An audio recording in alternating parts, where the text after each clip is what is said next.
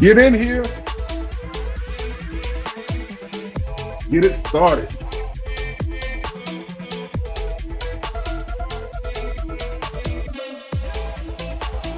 All right, I'm sharing this out now. Get in here.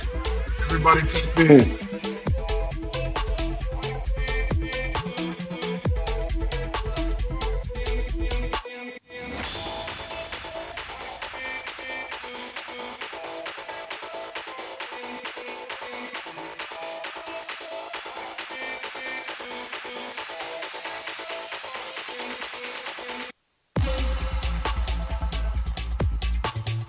We're a minute and 30 seconds in. I'm going to give y'all the 2 minutes countdown.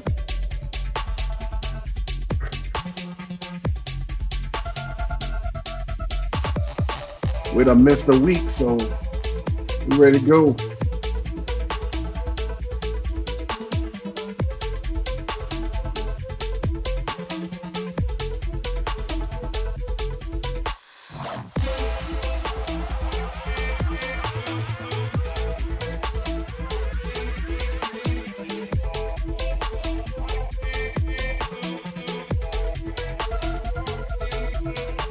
Y'all got 2 minutes to get in here. The countdown is on.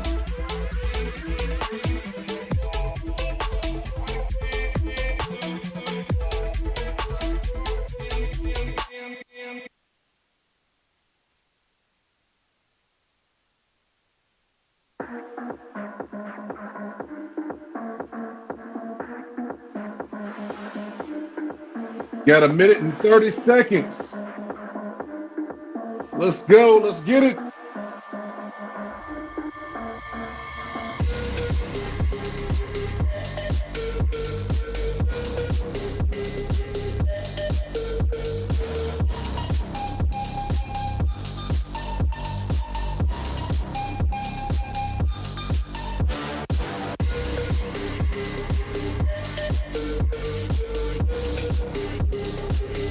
I hope y'all share the broadcast. You got less than a minute to get in here. We got some stuff we're going to talk about.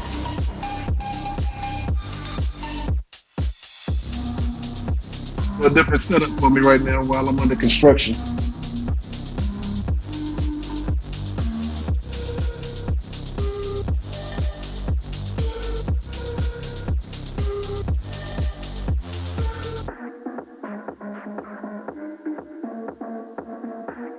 You got less than 30 seconds to get in here. Like and share this broadcast. Like and share the broadcast. Let's get it.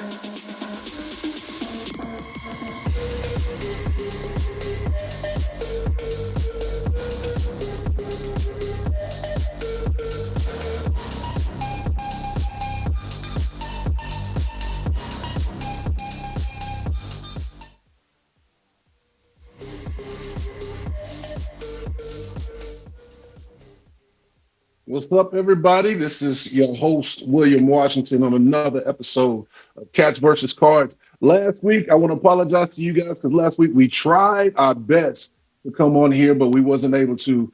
Myself and the guys was in CES, a Consumer Electronics Trade Show out in Vegas. And so we wanted to create a special show for you guys, but we just wasn't able to do it. Too many complications. So we're back at you this week. Coming at you live. So like and share this broadcast. Again, like and share this broadcast and be a part of the discussion. I want to see you guys down in the comment section talking about what we're talking about. Give us some feedback, all right? We love it when we have that from you guys. All right, this week we're going to talk about Louisville. They started off the week with a bang. They beat Miami, and then came back when they was still competitive, even though they lost to NC State. We'll talk about Kentucky, what's going on with Kentucky and in the fan base. Fan base is crazy. Yeah, but that's Kentucky's fan base for you. Then we'll finish it up with some football. Yeah, football. Football is not over with yet. We just want to mention some things. That's all.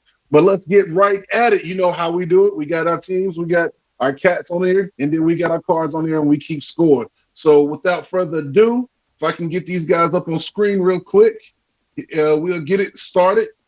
First cat, you see him at the top right. Dietrich, say what's up, man. What's up? Go Big Blue. Go Big Blue. Go Big Blue. Yeah, you see him right there. You see him right there. He got his cup. Hey, and I love his setup. He's always got the cats on the background. Hey, the next up, what's up, Richard, the man of authority. Mr. Richard, what's going on?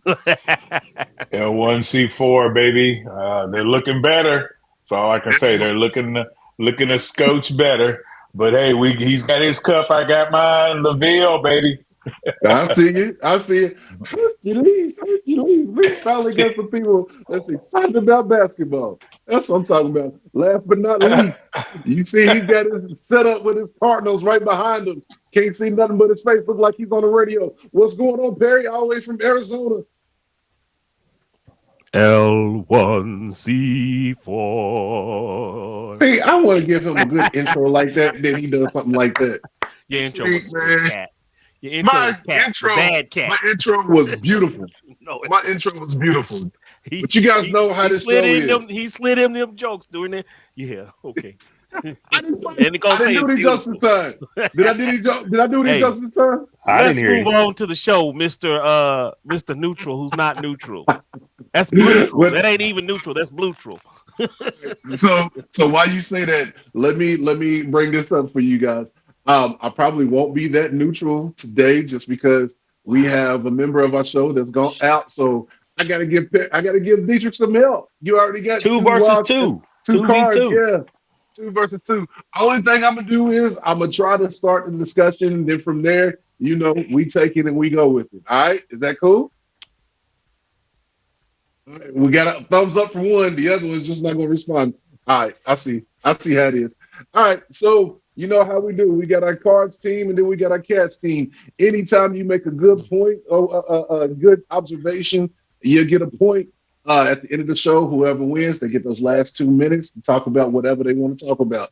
So we're going to go now. And we're going to start first this point of discussion. Let's talk about these Louisville Cardinals, this basketball team. Coach KP is trying to show y'all what he can do with a fifth win. Was it how many wins? 6 wins. I'm sorry.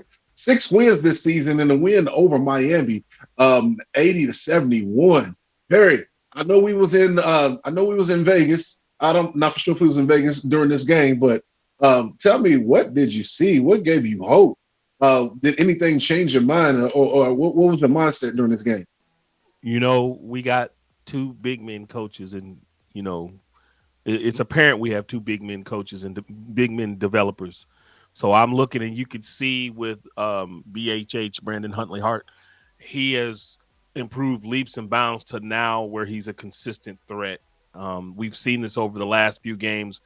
If they don't feed him the ball in the post, he's going to struggle. But we've been seeing his game open up a lot over these last few games with mid-range jumpers, hooks, blocks. His defense he's playing at another level this year. I mean, at this point, this stage, that is probably the highlight of the entire team. I mean, I want to give some props to Mike James, but I've always felt like he's been pigeonholed into a position. So, I mean, I'm not going to take up too much time, but there's been some there's some positivity, there. But I really feel like, Miami just forgot how to play defense.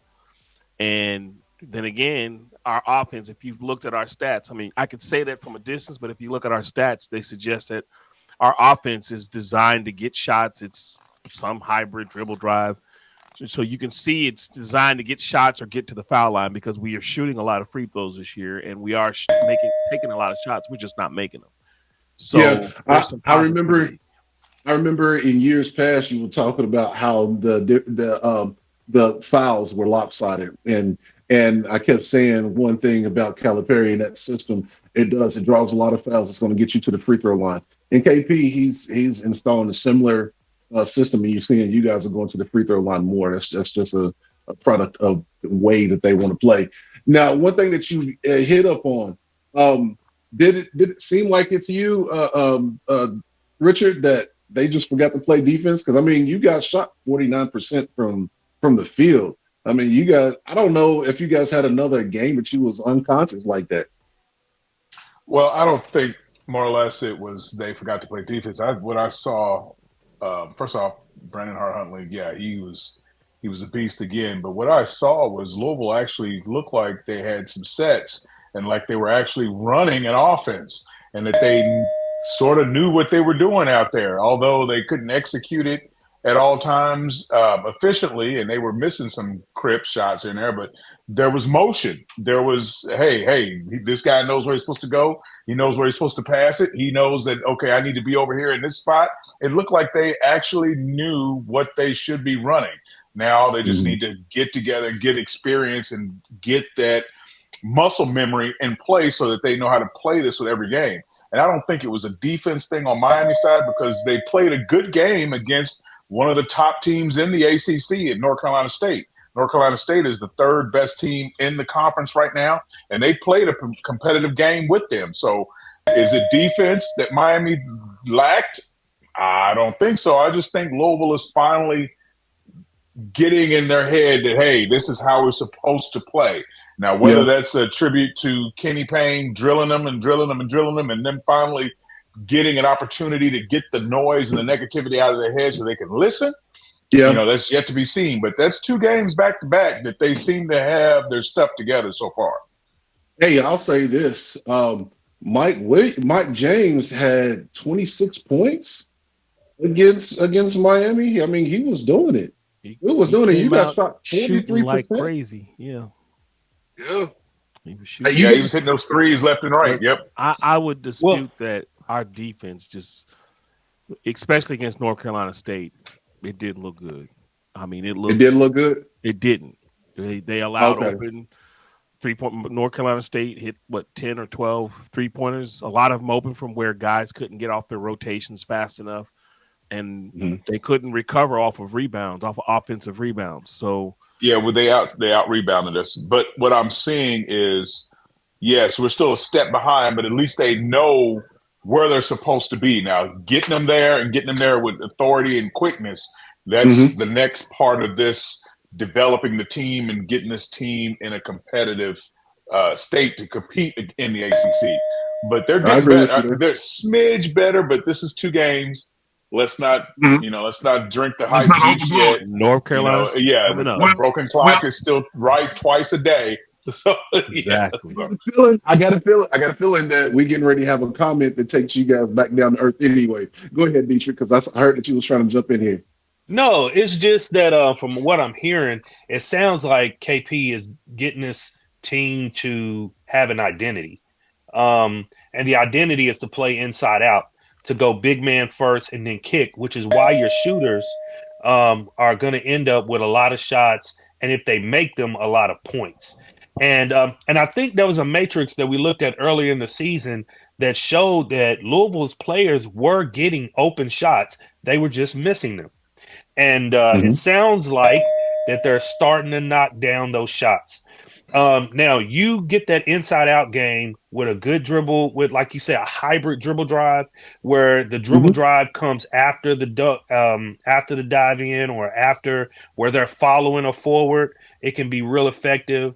Um, where you take a guard who doesn't push it first, but waits for the play to develop, then you can start Mhm. racking up those fouls and getting those fouls as players rotate, because you get the foul, especially with the rule change this year. The rule change about blocking versus charging. The charge, yeah. Yeah, that new charge rule really favors a secondary dribble drive, where it's not your Mhm. first option, but it's your second after a kick out. After you maybe fake a shot, beat your man, cause the offside defender to rotate. Oh, you can collect fouls like candy. Dietrich is coming through, sounding like a coach. Listen to him. All Hey, right, man. hey, Look, basketball hey, was come my on. first sport, man. what I'm talking about. That's what I'm Basketball talking is my about. favorite sport. No, but I want to make his point because for 2 games now, you guys shot almost 50% from the field against Miami, but then you guys come back against NC State and you should shoot 47%.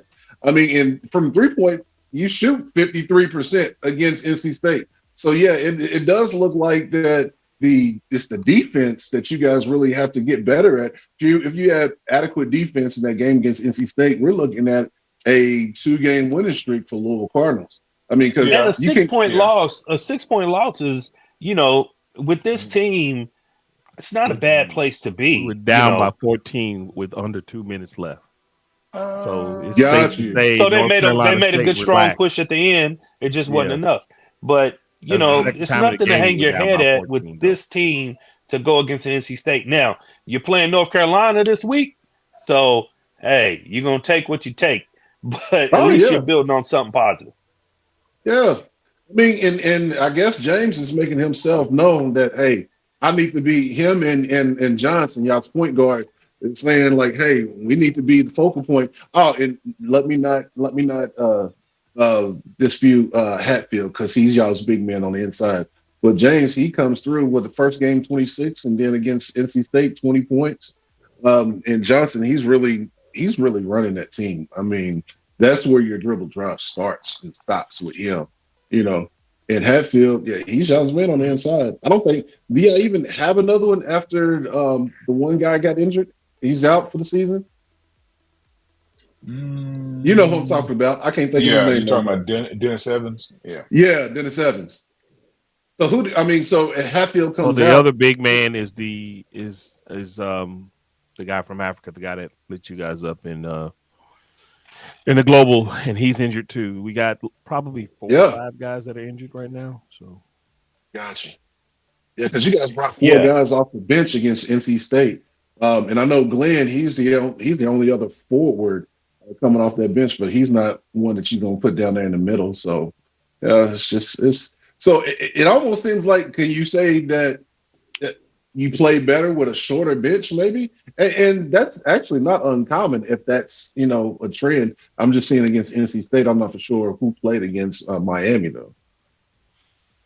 Well, well, we only had 7 scholarship on the court for Miami. So if you're saying against a shorter bench, I don't know because I'm thinking to myself that may work at the beginning of the season, but as we get down to the middle of and the end of the season, attrition is going to really hurt if we can't Mhm. get these players going. So you know, Well, I one thing mean, about it is, when you get deep into the season, coaches tend to shorten that bench, and the reason why is because you can't. It's hard to build great chemistry chemistry. with 10, mhm. 11 players. You know, That's so true, but even when Yeah. you start having foul troubles and you start running foul, so it's that's good to true. have extra guys that you could throw out there to Now that's true. shore up Yeah, and stall the game while you wouldn't, but we don't and have that right now. yeah, and So that's when having a deep team is very beneficial. Is when you are in foul trouble, having But that other man come up. even when you have a deep team or you don't have a deep team, every coach tries to identify their core, right? So Yeah. whether you are realistically going to rotate 8, 9 players or not, you really want that 5 plus that 6 Hmm. to be this is our team, right? And everything else is going to be supporting that. And but then you get into teams like Kentucky or North Carolina or so on that have just a glut of riches where you can plug out so many different players. And then the problem then is which group of 5 at which time. So it's a little having a shallow bench actually helps you focus on the strengths and weaknesses of your starters, but and so again, it could actually give you more synergy in a short run. Now in the tournament, it's going to be a problem, but this isn't necessarily being set up as a tournament team. This is set up as let's have some success first with our core Yeah. group. okay, Yeah. because I You was got going to you got to say get from normally sheets. most Yeah. teams have an eight man core. You got your starting 5, and you have 3 off the bench that you can normally plug in any given situation. So that's 8 guys. We only have 7. Period. that we can pull out there, and that's 5 starting and the 2 reserve, and the rest of them that's it. So like I said, that's going to wear us down no matter if we're going to the tournament or not. But I agree with you on that whole part that yes, but every that's team where has that a core. that's why that eight plus rotation kind of comes in is in postseason play. That's when you really see it. That's when you really see its effects. Can your 6, 7, and 8 play extended minutes? Can you rotate in a 9? Those teams go deep in playoffs. I mean, in tournaments. Yeah. Those teams make deep runs. Teams that have the 5+1, they're good on the first day, first weekend, but they usually bow out before the Sweet 16. But once again, we're not talking postseason play. Payne is saying, I need my guys to play my way, and if I go down, I feel like I'm already going down, so let me go down playing my way with my guys. That's true. That's true. And there's one thing that I want to make mention of, because we're talking about not having a deep bench. It looks like Sky Clark, Mike James, Brian Huntley-Hatfield, those 3 just don't come off the court. I noticed that Tyler Johnson actually didn't start either one of those games, but it looks like that maybe it's because I don't know what it is. Plays better off the bench. Yeah, because Miller is starting, but like against Miami, he played 7 minutes, and I believe against NC State, no points, and I believe against NC State, he also had single digits minutes, but then Tyler Johnson comes off the bench, and against Miami, he's playing 14 minutes, and then against NC State, he's playing like 20-something minutes. So he's not playing as much as I thought he would, but I mean, still being effective. He comes off the bench with 8 points. I mean, he's playing horrible defense. Williams.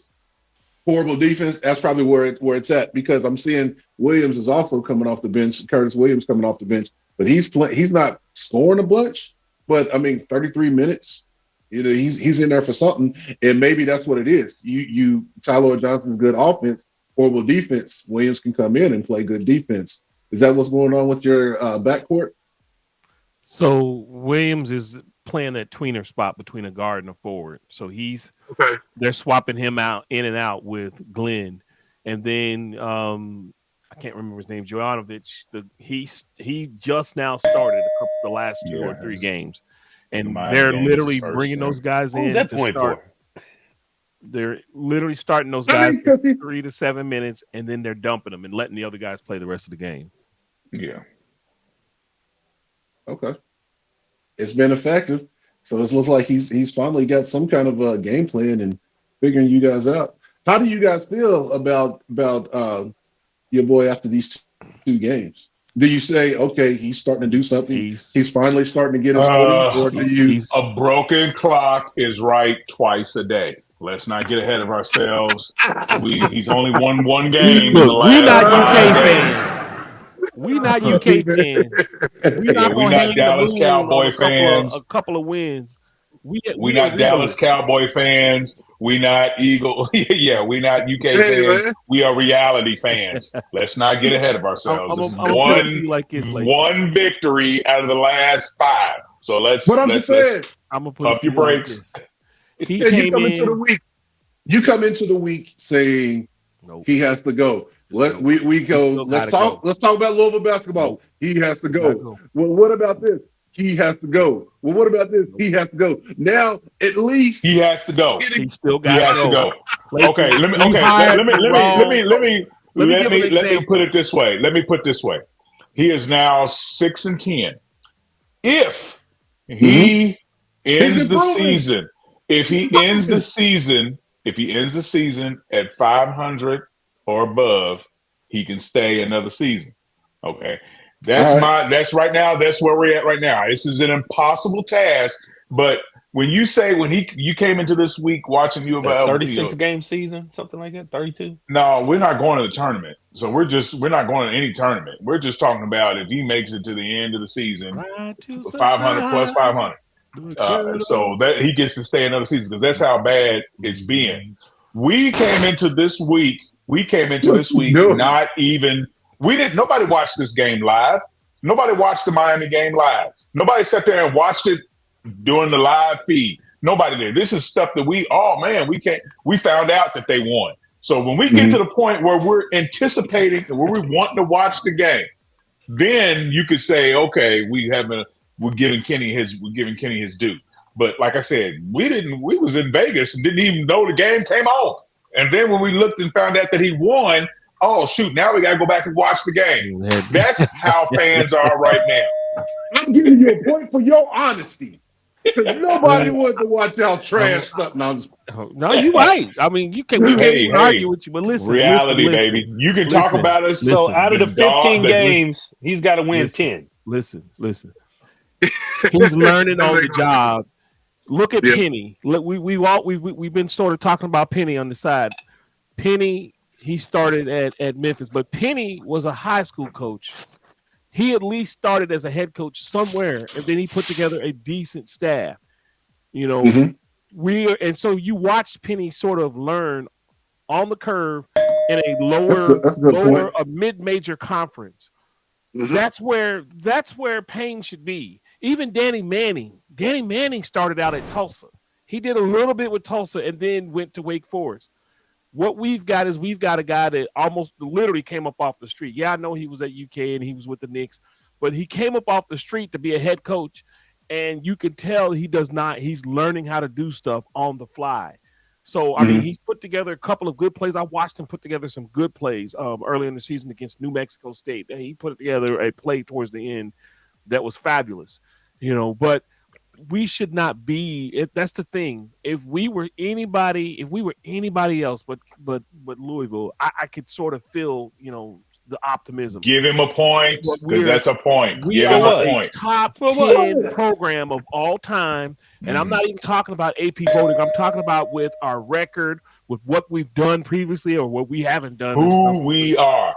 We are who you thought we are. We are a top 10 program. Exactly. Right. So anybody else, if we was what WKU, or if we was K-State, if we was any other program in the state, oh yeah, Kenny's, we can see some improvement. But this is Louisville. This is Louisville. You do not suffer like this and expect to keep your job.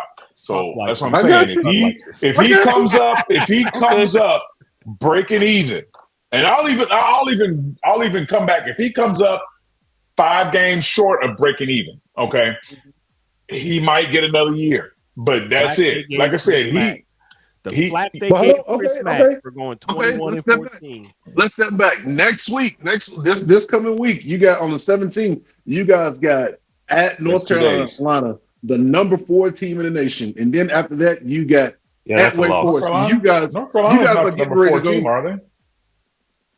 North Carolina, they're right now on ESPN. They're the number 4 team in the nation. Yeah. So I think that might be a loss, but let's see. If he continues to show this improvement against, say, the number 4 team in the nation, how can it even if he doesn't reach 500, you clearly see improvement at the end of that year. I mean, how can you say, nah, he can't get another year? Okay. Once again, we are an elite program. We are not supposed to be historically. Historically. Come on, stop, UK. Yeah. I need a point now we're being serious. Don't even come with trash talk. This is serious talk. You know, Dietrich has got a brain. Okay. Jerk all right. How elite has Louisville been over the last?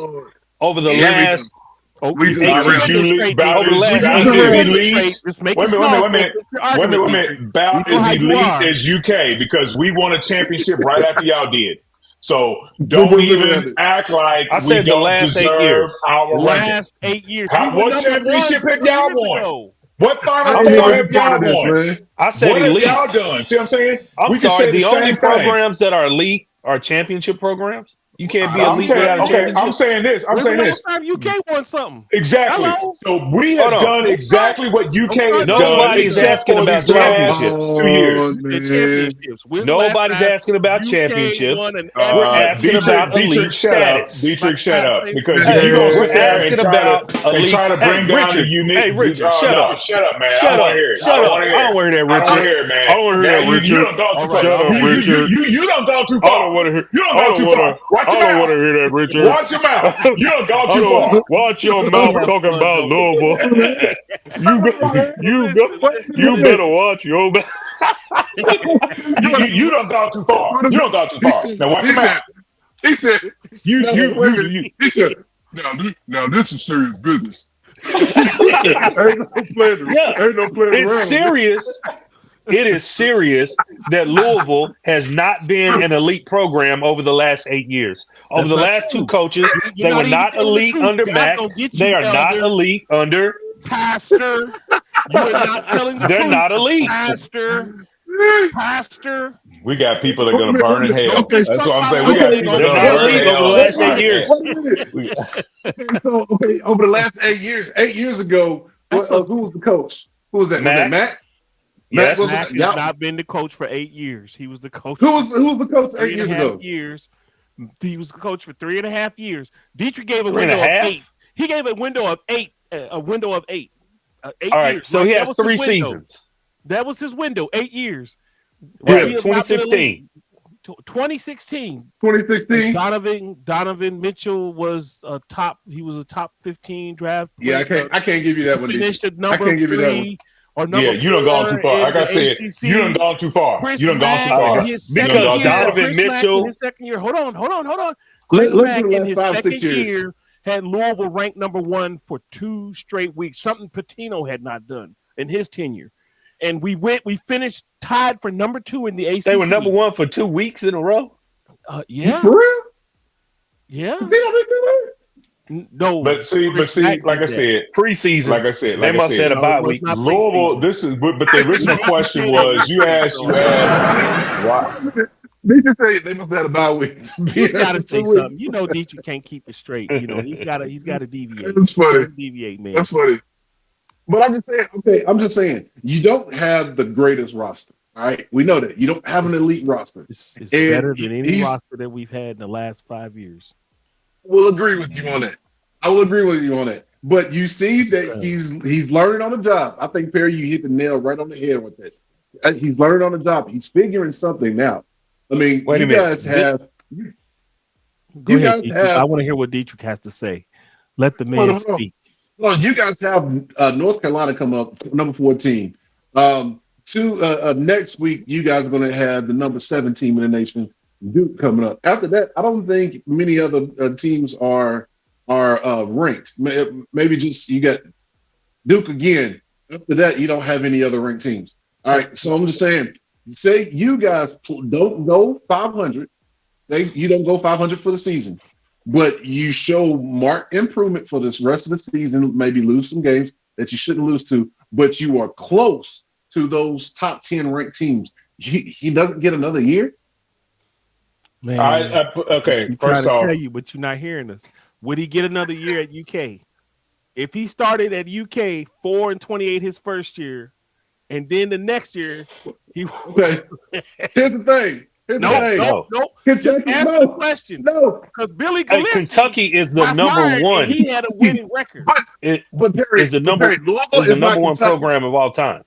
So Exactly. okay, first I off, know but wait a minute, hold That's on. Kentucky. Hold on. Louisville's not Hold on. Kentucky. That's why y'all got rid of Kobe Smith. Y'all may be the number one team in the NCAA as far as tradition and history and whatever that comes along with that. We're number 6. So, but by the same, Perry had a point. Y'all had Billy Gillespie, who still gave y'all 2 winning seasons, still got y'all to the tournament for one of those seasons, didn't he? And y'all kicked Billy his was butt to the out. curb after year 2. So we have higher we standards. may not be. Let me finish. We have higher standards. We may not be exactly UK, but we are up there with y'all. So if y'all can kick a man out after 2 years of having winning season, 2 winning seasons, surely Smith was we 10 could years. have Man, they got rid of Tubby Smith, Richie. You don't understand. exactly. I'm They not got even rid going. of I Not don't after even 2 have to go back won that a far. national What title about for Tubby? him. I don't even have to go Tubby? back that far. You say we're not Kentucky. No, we're not Kentucky, but we do have that same luster of blue chipness. Shame. We may not kick a person out for Yeah, what you Billy got that Gillespie luster. did, Yeah, but you we got that definitely luster. should be able to kick somebody out for what we got going on. No Okay. top 10 program would suffer what we're suffering through without making a change at the Not top. even I don't care IU. how You know successful what? IU got that's why I'm saying for him to keep his Somebody made job, he's got somebody to made a be great point. 500 or more. Somebody just made a great point. But what about Thank you, Tubby, Philly? PJ. What about It Thank Tubby? you, was PJ. more. What about We Tubby? didn't. What We about didn't. Tubby? We didn't kick Tubby out.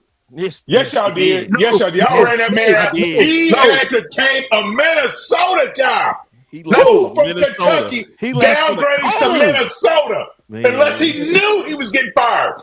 Can I Who? talk? And Can I talk? and Billy Can I talk? Gillespie had off the court Can I talk? issues. Can I talk? Yeah. Thank you. Billy G had off the court issues. That was majority of the issues with him. Can I get a Number point for one. that?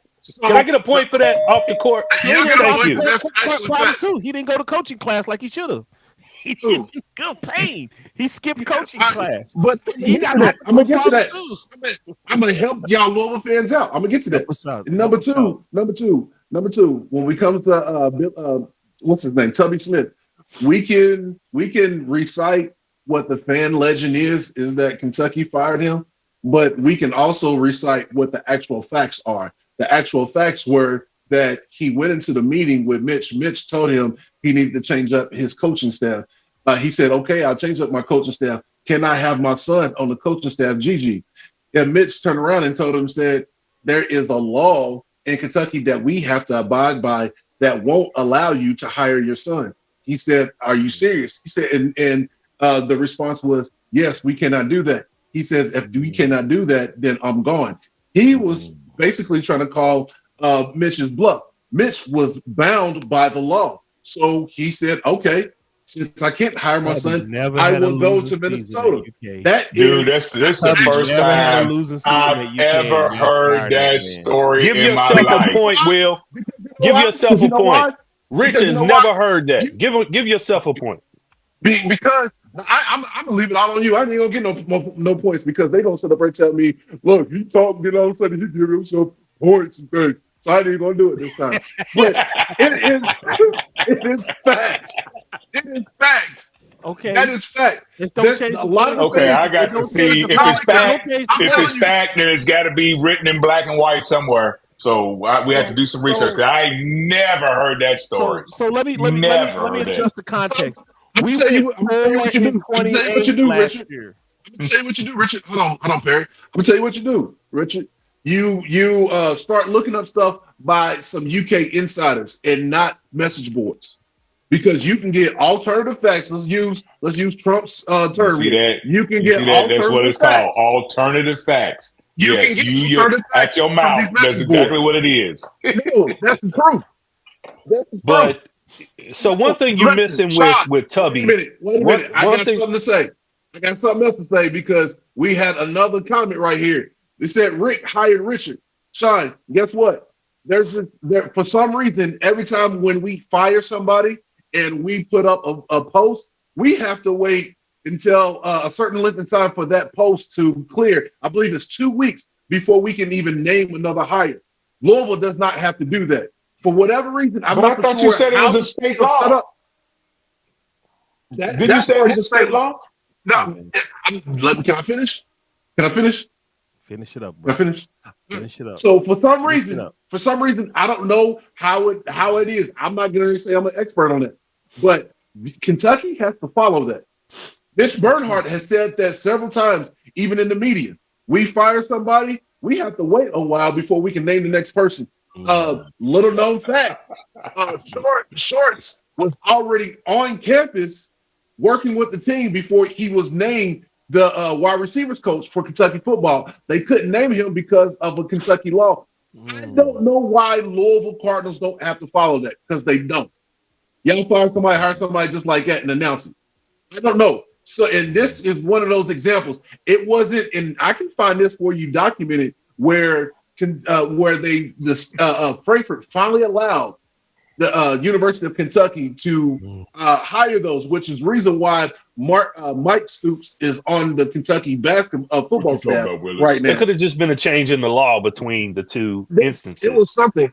It was something. They could have changed the law. Law has changed. That law has changed now. Yeah. No, But go ahead. But here's what's being missed about the Tubby Smith conversation. There's a difference between firing a coach and deciding to go in a different direction, right? Tubby Smith was coming up on a contract renewal, a contract renegotiation, and they just went in a different direction. It wasn't like he's doing so bad, let's boot him out. That's not what it was. So he was at a law. If they took a poll, and they probably did back then, on his popularity, Rick Pitino probably would have been more popular as the Louisville coach than Tubby. No, you guys were not when he was at Louisville. No, let me finish. You guys keep telling us that, oh, it's UK. Of course we would have fired him because we're UK. As in, you guys are the only program in the land, and you're not. You're not. You got UK, then comes UNC, then Duke, then UCLA, then Kansas. And then below that, there's a mix of 4 or 5 teams, and we're in that mix of 4 or 5 teams. So, yes, there's a gap between Louisville and UK, but it's not a gap for foolishness. 4-28, that's not acceptable even at most other schools that are not even in that list. So to say, oh, go 4-28 and give him another chance. Hey, fire him, man. Fire him. Who you going to get? He need to be fired. Go ahead. Fire him today. Fire him today. Who cares? Here's the thing that I was going to say in regards to y'all as opposed to Kentucky. Kentucky basketball within that time frame didn't have those scandals that you guys were having that caused you guys to go down. Okay? We didn't have that and then all of a sudden hired a coach. You guys had that, and he had to rebuild. He had to rebuild that program up again.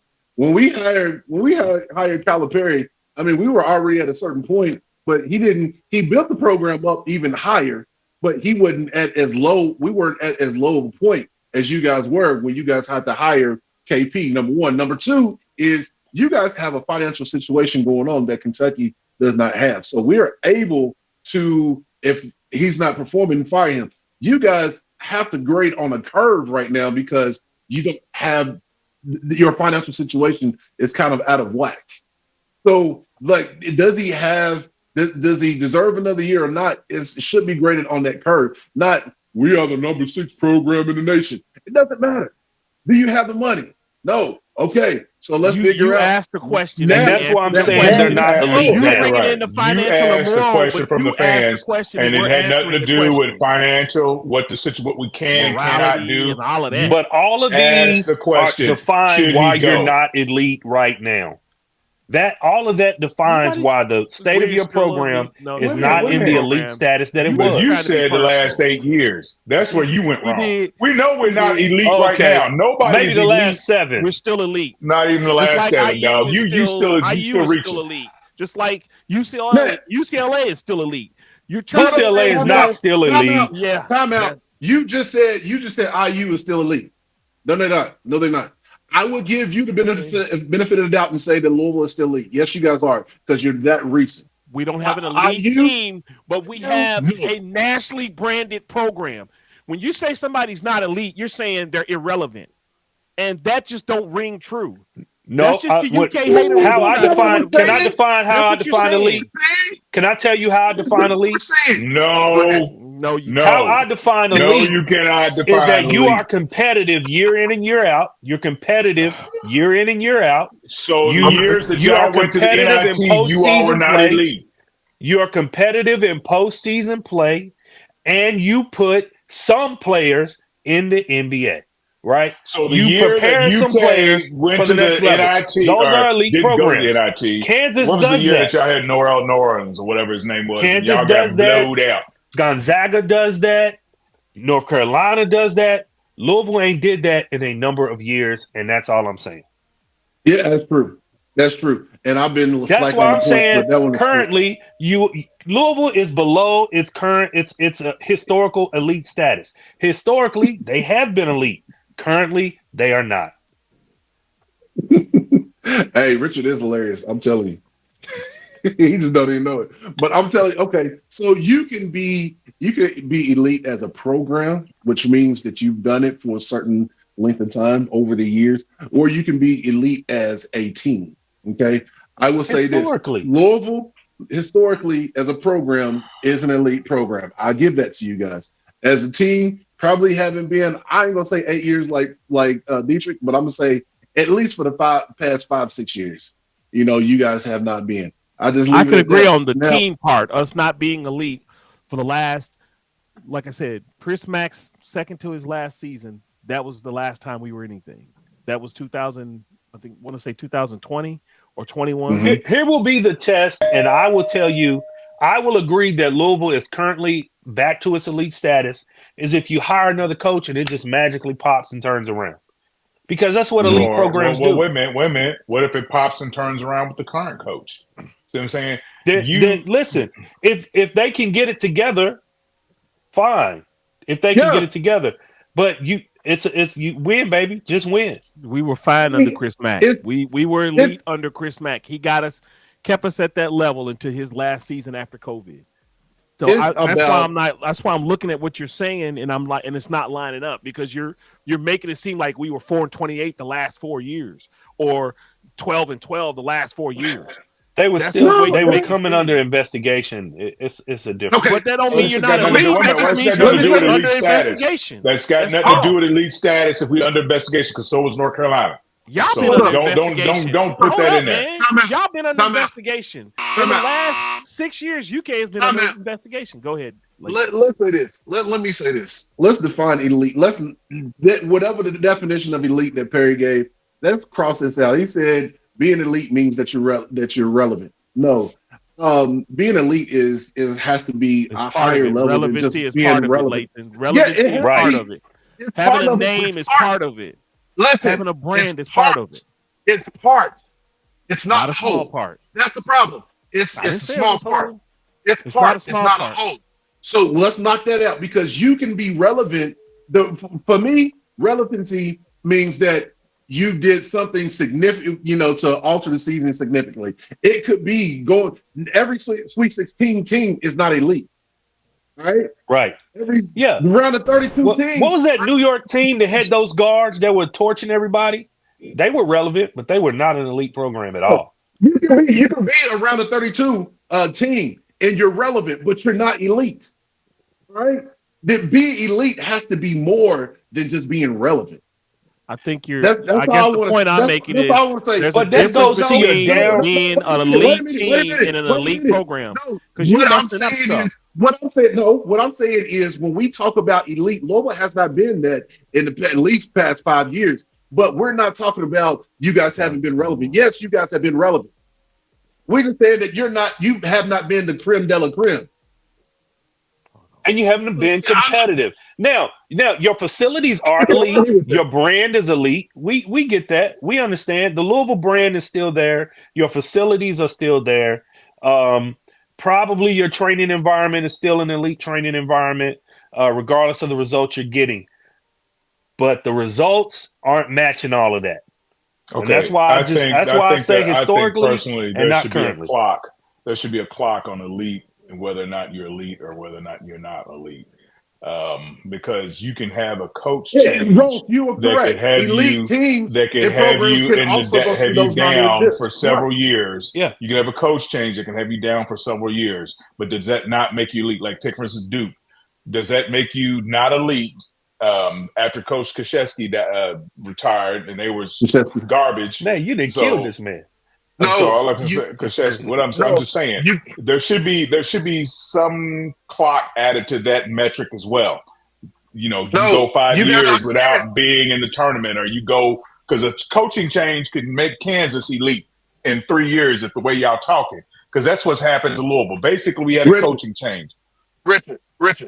What just went out the door on your talk right there was you can have an elite program, which means you've done it over a certain length of time, number of years, or you can have an elite team. All right. Just because you like your explanation Okay, with I Duke, got you. they I agree with switched that. they I agree switched with that. program. Yeah. So This We free may not have an coaches, elite they're team, still but we elite are an coaches. elite program. our last We are an elite elite team, program. We just don't have an elite team. I can get with that. and that's what we've been What my saying. point is. I mean, but I said the same thing. I don't think that's what Dietrich meant when he first said it. It's not No, what he I meant didn't. because a No, he 5-year didn't. dip. You didn't. He's talking He was straight just trying to trash. tell you. Because Y'all ain't 5 and been 6 elite. years of You know Y'all what ain't you been did, elite UK for a fan. decade. I'm sitting here, what? I ain't been elite Okay. for 8 years. And I'm sitting here showing him that 2019, 20, we were I'm 24 sitting and here. 7. We beat UK. So if you cannot We came field tied a for truly second place in the competitive team, ACC. if you cannot field a truly competitive team over 5, 6, 7, 8 years, Well, okay.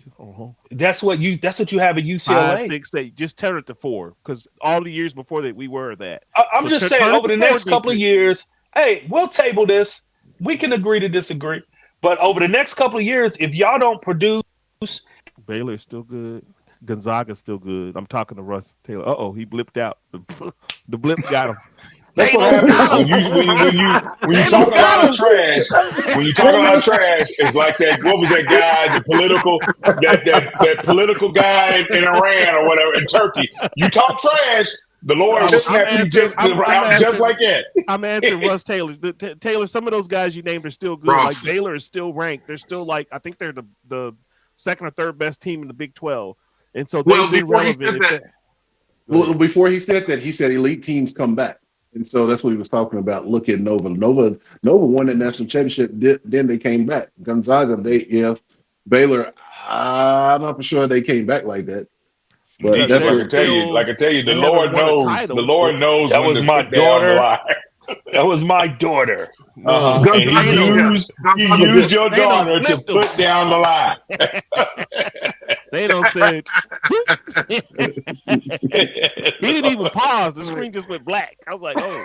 All right. Okay, so real quick. All right, real quick. So These elite players right let's there. get back on track. So okay, so we established what y'all think about KP right now. So what's the Perry? I know you keep up with the message board talk. So what is the latest that people are saying as far as who do you look at or whatnot for replacement? Is it still Mitch? Jokers are dropping by the wayside.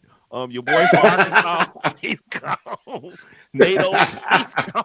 All of them. Mick Cronin, he been gone for the last 2 weeks. That's like, oh my goodness, what has happened? It's like, it's they're looking at like now they're one of the guys is FAU's coach. He's sort of a big name. Okay. So we'll see how he does this year after going to the Final Four. He's doing pretty well. I mean, he's beat some teams, some high level teams this year. I think he lost to Illinois, but it was a close game. So I mean, but yeah, the candidacies is changing. He also runs a random style of basketball too down there at FAU. So that'll be interesting. That won't be a big change in style of play. So you gotta get used to it. Gone are the days of you running like precise sets to get a precise shot. It's still around, but not as much anymore. Most people are trying to do this random style of basketball as they see in NBA. Old school Lakers style. Is that what it is? Old school. Yeah, Lakers the style? Lakers invented that. The Lakers invented the position. Pat Riley? Yeah, Pat Riley and some of the guys before him. That's because that's how you ended up with Magic playing center sometimes, and playing all over the place because they had guys that could fly. I like that knowledge. All right, man. All right. Yeah, but Louisville. Right, so hey, listen, if Louisville's let's an wrap elite this up. program, they need an elite coach, so they got to find somebody big time. They got to have the money. They got to find that money, just like Sean Gurton just said. They got to find that money. They'll find Hey, the money. elite programs got elite money. The money that they're losing, Y'all see what he's doing to y'all? It's Dietrich. I mean, if your sun money comes up ain't tomorrow, elite, you can't say what about you is elite? Our logo is elite. Boy, y'all got that elite logo, boy. I still remember. Y'all not gonna beat Notre Dame. That's all I remember. What happened? Let's get back on track. Let's get back on track. So we're talking. All right. So what's coming up this week? All right. Number 4, North Carolina. What's the prediction? We're gonna put it out there in the airwaves. Carolina. What's the prediction? Well, the way they've been playing, I bet they keep it under 10 points. They keep it under 10 points, so they lose by 10. That's actually being competitive. Yeah. That's If they actually keep it makes on 10, better. that's good. And that if they do that, they right now they're knocking out the top echelon of the ACC. They I guess Mm-hmm. somehow they front loaded that in their schedule. So that's what I'm saying. If he can take this loss by 10, that's something to build on. Hey, we ran with the number 4 team in the nation. He should be able to knock out some easier losses in the ACC, like the Syracuse's, the Boston Colleges, the Wake Forest is a definite. He should be able to knock out those squads and probably even get one away from Virginia. This still a win from Virginia if we can prove he can maintain consistency with these victories here, with these games here. So that's what I'm saying. So basically, that's why I said Kenny Payne, if he manages to break even 500, maybe even a few games below 500, he might get another year. But yeah, this is Louisville basketball. We can't suffer this too much longer. He's got to go if he can't do no better than that. They'll find the money. He said.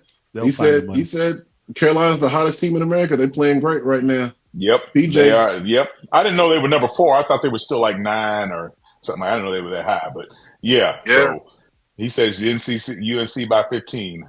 UNC by That's a 15. possibility. All of this is a possibility. It depends on which Louisville team steps out there. If we get the Texas team, the Louisville versus Texas team, or we get the Louisville versus, I'll even say the Louisville versus North Carolina State, because they were down 14, but they managed to pull that even. And even at the end of the first half, they went in the first half down by a couple points. Yeah. So if they can keep it close, then there's some consistent improvement.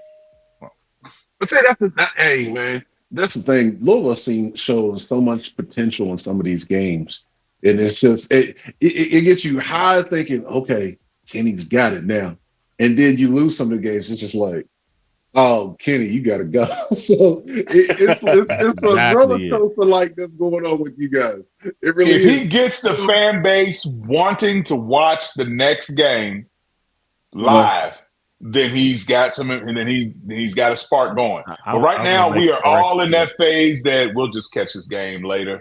I'm gonna make a correction. We'll catch it on the on demand, or we'll catch it later on the record. Because right now I didn't even know they beat Miami until after the game was over with, and y'all say, "Oh man, they beat Miami." See what I'm saying? Because I wasn't even ready to watch the game. So. I'm gonna make a correction to that. Let's get Perry. Go ahead. I was gonna say, let's get Perry's prediction. We got to move on. We 57 minutes in, man. I'm gonna make a correction to that. If he gets the fan base 57 minutes in on Louisville basketball, that's what I'm talking about. They talking. Wait, let the man. You can ask the man to make his prediction, and you sitting here walking over him. Let the man talk. Listen, I'm gonna let you guys have that. I just gotta give y'all a clap because I could never get anything out of y'all, and I get 57 minutes. And, man, I'm done. Go ahead, Perry. I was just gonna say I was gonna make a correction to Richard's statement. The correction is if he gets the fan base to watch the next game after the North Carolina game, then he's done something. If he gets them anticipating that next game, because he had them anticipating this game against NC State and then it fell flat. If they keep it close and competitive with North Carolina State, that gives the fans something something to look forward to. So that game against NC State philosophical with that one. I got to give him a point. Go ahead. So as for the game, I mean, my hope is that we lose by 10. That we keep it competitive and lose by 10. But I'm seeing 20. I'm seeing 20. Gotcha. You seeing 20? You're gonna lose by 20. All right, it's out there in the metaverse. We're gonna call it the metaverse, Facebook. So Richard says Louisville lose by 10. Perry I'm hoping they lose by 10. I'm hoping they keep it within 10. There we go. True fan. You're a true fan. Perry says Louisville lose by 20. PJ chimes in, says Louisville loses by 15. Ross even telling us never mind. Ross is talking about something else. So Dietrich, what happens? Some variation of chicken bucket numbers, 12 piece, 18 piece. It's not going to be a 30 piece. They're going to keep it a little more, but somewhere between 12 and 20. PJ's on here talking about y'all. These are the epitome of fair weather fans. Talking about y'all fair weather fan. I've been watching Louisville longer than you've been born, brother. I've been watching them for about 30 years. His daughter has not seen Louisville beat Kentucky, though. His daughter's only 3 years old. His daughter's only like 3 She years still ain't, old. hey, Come and on she now. ain't seen UK play for or But let me win put it this way: an SEC he has title in seen football. he has seen Louisville beat Kentucky multiple times. Yeah, That's all that matters. He has seen the doom. He has seen it. It don't matter if his daughter hadn't. He has seen it. He has seen it. All right. Well, next game next week. Next game, January the 20th. You guys play at Wake Forest. What's the prediction on that, Richard? I'll start with you. Oh, that's a. we should win that game. I mean, We should, but like I said, I have seen Louisville. That's what I'm saying. We should win that game, We but played I them have tough last seen year. them barely beat a team with 4 people on the court. I've seen them lose to the likes of who's that? Maryland, BC, School of the Blind. So, right now it's too early to call that game because, like I said, let's just get to the North Carolina game. We had one game at a time. We are clearly one game at a time predictions. We're not forecasting deep. We're not going past the first game. No, but they're going to play before next Monday, right? Yeah, they one game at a time. No, we played the 17th. We played the 17th. That's in 2 days. Yeah, and then you play on the 20th. That's on Saturday. We don't come back on the air till the 22nd. I need to hear. What do you have for us? No. We don't. We keep it real. We keep it real. We don't want to be when keep it real goes wrong. We keeping it real. All right. So he don't want to give a prediction. All right, Kerry, it's on you. Let's put it out there in Metaverse. What does it look like against Wake Forest? We played them tough last year. I mean, we should. That's a winnable game.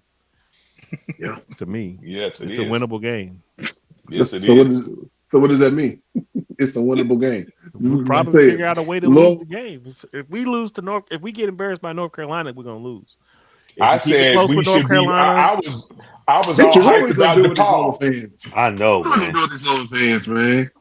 Yeah, I was all predicting the DePaul victory, and they flat out let me down. So I'm not going out there on that limb no more. We get one game at a time. We talk about the game and see what they do, and then we can predict the next game. No, we're not going out there on that limb. No, Louisville fans, y'all need hugs, man. Yeah, man. We sure do. We sure do. We sure do. Hey, hey, ask me, is Kentucky winning?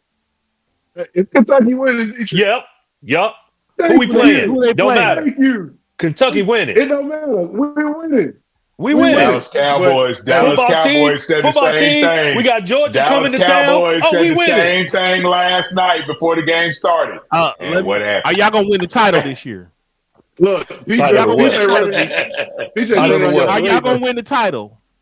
Title to what? You know what I'm talking about. I didn't. No, we don't. You know, we don't do those. Are y'all gonna win the NCAA? Oh, y'all don't do that one. That's impossible. Y'all gonna win the next game. That's too many variables. We don't know if somebody gonna get hurt. We don't know any of that. Too many variables. Come on, UK. Come on out there. Come on, step on out there. The number one program in all of college basketball, and they can't predict their own title. Hey, I've been doing NCAA brackets since I can remember, and I put Kentucky winning the championship every single year in my bracket. I just can't bring myself to not do a bracket with UK winning. Wow. That's terrible, Ross. This just in. South Carolina beats UK women 98-36. That's crazy. Are you kidding me? Are you serious? Yo, they got beast players, man. They got that girl is Magic Johnson's I agree with you, Ross. I agree twin. Dude, this is a team y'all play every year. You mean to tell me y'all couldn't muster together at least 60 points against South Carolina? They're gonna win more than 4 games. Wow. I don't know. Are they? Wow. So did we. Louisville did too. We got 6. And they didn't beat Louisville. Oh. Does that mean that Louisville's the lead because we relevant? We ranked. Our girls team is right. Is our girls team elite, Dietrich? I don't follow women's sports. Yeah. You don't. I don't follow women's sports. I don't know how your ping pong team is doing either. You don't know how if UK's going to win more than 4 games. I don't know how your ping pong team is doing. I don't know how your fencing team is doing. But you know how your rifle team is doing. I don't know how your archery team is doing. Pom-pom team is doing. Hey, we got an elite cheerleading squad. I know that wins Uh-huh. national championships, but I really don't follow them too Yeah, close. it's all right, man. You don't follow baseball either. Don't follow baseball, even though Kentucky baseball is supposed to be pretty good. I don't follow it. I gotta ask. My brother's a big baseball fan, so I gotta ask him. I Yeah, gotta his ask coach him. is the longest. I think he's now the winningest baseball coach in Kentucky history.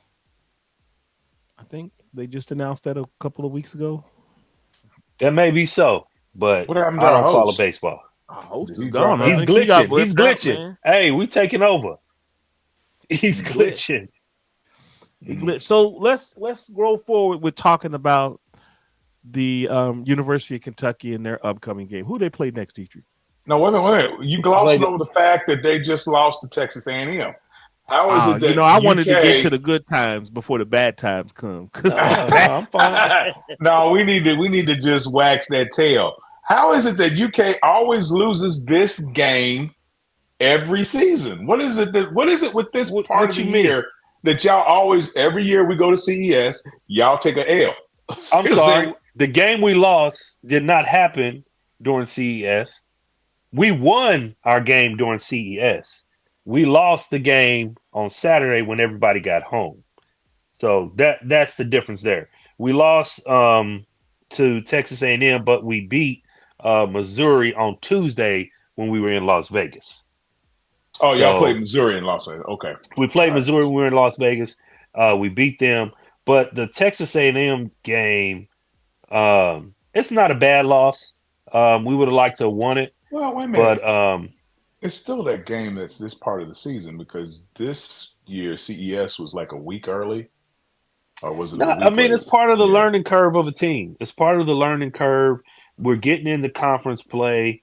It's early on in conference play. It's a pure road game, right? You know, some of our road games have been almost like neutral site games. Some of our bigger games have been like neutral sites. So this is a true road game in a hostile environment that It's the does first affect the game in a players. while that I've seen y'all, other than North Carolina or Kansas, where y'all went in as underdogs in this game. Why is Hey, that? they were because they were physical. They got beat pretty bad by oh, who's the team they played 2 games ago and they got beat LSU. I think LSU beat them pretty bad and Auburn was up on them heavy. But Auburn's a good team. They just lost to Auburn. They did some things that really kind of messed with us in the middle. Our interior defense was just not very good against this team. Those two Why is that? Is it guys, because were they taller? no, The they were average. just physical. They were just athletic. They had a couple of guys that were like, I mean, explosion Euro stepping, and it was just difficult to guard. Testing 1 2. Testing 1 2. Oh, he's back. Oh, he's back. got the intro music. Will E. Yeah. Has entered the building. He's coming. Put the smoke machine up. Paper out. Let Yeah. him bust So the paper. Pow. Starting at forward, Will E. Dubs. I was going to say that what I saw was your big man off the bench. He did really well. Oh yeah, So I Enzo. mean, you saying that they're physical. They said Texas A&M is one of the better rebounding teams in the country. So, I mean, I'll give you that. Y'all had some issues with rebounding, but they talked about late in the game. UK came back with the rebounding. At one point, Texas A&M had like 14 offensive rebounds to UK's like 4. 8 was at the one delta. point. They out rebounded us by 8 rebounds. I don't think that was the game. I don't think that lost the game. what do you man, think those lost the points in game? the paint. Besides being I think physical. I think the athleticism, points in the paint, and they were doing like a double high-low screen, where they would do a screen at the top of the key, and then they would do a seal out at the for the center or whoever was playing in the middle, a forward or a center, and really opening the lane up. So once they seal, and then our offside guy wouldn't rotate down. I would have rather them do that and allow the kick out than just let them go for a rim run, because there were clear lanes several times because of that double high-low action, where they sealed the center and ran a pseudo pick and roll at the top of the key, except the pick just kind of stayed for an elbow shot while the guy made a rim run. And that physicality, those dudes, the two, man, I'm looking up their names now. The two guys, Ross, Rutherford. Yeah, there you go. Rutherford and Taylor. They were running, man. They were rim running.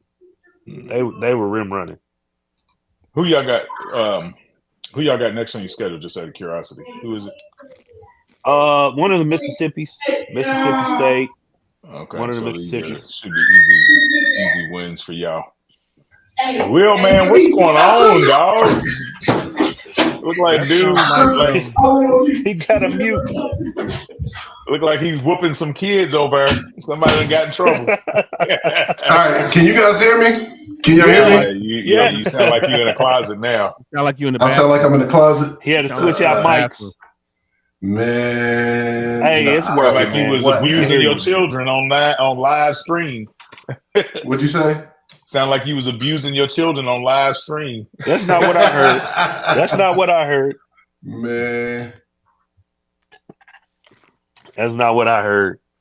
They were helping him get the equipment together. That's what I heard. There you go. I don't know what's going on. All right, I don't know. Did we drop the stream? You got the following. You got the camera that follows you. Yeah, still live? Yeah, we still live. Check our stream. Check the stream. It's my phone. My phone messed up. My phone messed up. We are so janky at this stage. Hey, man. I love it. Hey, let the pixel go. Dude. Let the pixel go. That's what I'm telling you, dog. I mean, look, dude, minimal equipment needed, and we got professionalism over here. You got all that Android running this and running that, and it's falling apart left and right. Android was running nothing, though. That's the problem. What you running? What you running? Right now, I'm running my Insta360. Hold on. This is looking crazy. Dude, I need some more light. All right. So your microphone sounds like you in a bathroom. Yeah. Man. Very echoey almost. It's echoing? It's not echoing, but it's like you are. Nah, you good. It's kind of hollow, but you good. But anyways, people, while he's dealing with that, I don't even know what we was talking about because now. No, we were just talking about the physicality. Does it still sound like that? Texas A&M. Yeah, it still sounds like it does. It sounds weird. So I was saying that basically Texas A&M's guards and UK's guards stepped up. The big men on the inside, they sort of canceled each other out. Testing 1, 2. Between Texas A&M and UK. That's what I saw. I don't know what you saw, but what does it sound like? Sounds like you in the closet. Sounds a little hollow. It still sounds hollow? It sounds like you in the closet. Yeah, or that you broadcasting from the tub. Maybe back the mic off a little bit. Maybe back that mic Late off. in the theme of Vegas this talk weekend, now you because need to come out of the closet. So test now. Talk about whose theme was that? No, that was not my theme. I don't know where you can't come out of what closet? The swallow. The swallows. I don't know what y'all talking about. No. I have no clue. I have no clue what y'all talking about. The swallows. No. Y'all not going to talk about Bishop Tiberius Jakes up in here. Testing. Bishop Thomas Dexter Jakes in this house. You're not going to do Y'all it. crazy. Look, the internet is crazy, y'all. The internet is crazy. We got all y'all quiet. Cat Williams. All right, so I'm gonna just have to roll with this the way it is. Them girls in Vegas wanted to party, and we had to tell them no. Okay? And we had to tell them no. You got to tell them no. I'm telling you. All right, so I can't fix it, and I gotta get this echo out of there. Thank you. I can't fix it. I don't know what in the world is going on here, but Hey yo, the show must go I on. see you, Ain't that PJ. right? Hey yo, Show must go on, right? So let's see what we can do. Texas A&M, Kentucky. Testing. Hey, Yep. center up Perry so he can tell you what he thought of the game. All right. So I know my microphone is sounding kind of weird, but we're gonna have to roll with it. All right. So we got to get back on track. We are an hour and 14 minutes in, and let's get in here about these Kentucky Wildcats. These Kentucky Wildcats. These elite Kentucky Wildcats. Even though I say elite, we did lose this past week. Elite teams but we started off lose to with Texas A&M. Hold on, They don't sir. lose the first time winners of the game. Hold on, sir. Do we have people that only won 6 games talking? Is that what's happening here? Yes, we do. Like, yes, we do. How do they have the audacity to say a word? They only won 6 games. All right, so let's go back. All right, we had a great win against Missouri. It was 90-77. But I think, like PJ said in Texas, is one of those games where we won. We probably didn't play our best, but it was one of those games where we could have went small ball with Adu and probably did a little bit better. I think that was also true against Texas A&M as well, but it just didn't happen. But with that, Kentucky's offense against Missouri was still kind of potent. We scored not as good from the 3-point range, but field goal. We scored 50. We 40%. Shooting at 50%. Just under 40%. It's fine. Yeah, no, field goal was 50% for 3-point range. We was at 30.4%. That's not great for us. We're closer to 40%, but we were still able to pull it out. It looks like that we had good defense, at least on the perimeter and whatnot. Dietrich, let me know what would you see? What's your comments on that? I know see Robert. Okay, Dillinger, right. So some of the points that I was making earlier is that their athleticism gave us problems in the middle. Mm-hmm. They were highly active. I talked about that double high-low action they were doing to create drives into the lane that really gave us – I saw them do it probably maybe 6 times where they kind of did like a false pick and roll at the top of the key to free up the dribbler. Except the roll never happened. He just kind of faded out to the elbow, and then the center would seal off the center and seal the lane, and he would just come into the face of the center. Whoa, pause. He would just come by and score at the rim in front of the center. In front of the center. I was looking at something else and I heard, what? Hey, what? Pause. But you know what I mean? That double high-low where they sealed the lane. They ran that about 6 times, and because of the quick, athleticism of those guards and forwards running that, they scored probably, like I said, 12 points just on that one play. I don't know what you be meaning, man. But all right.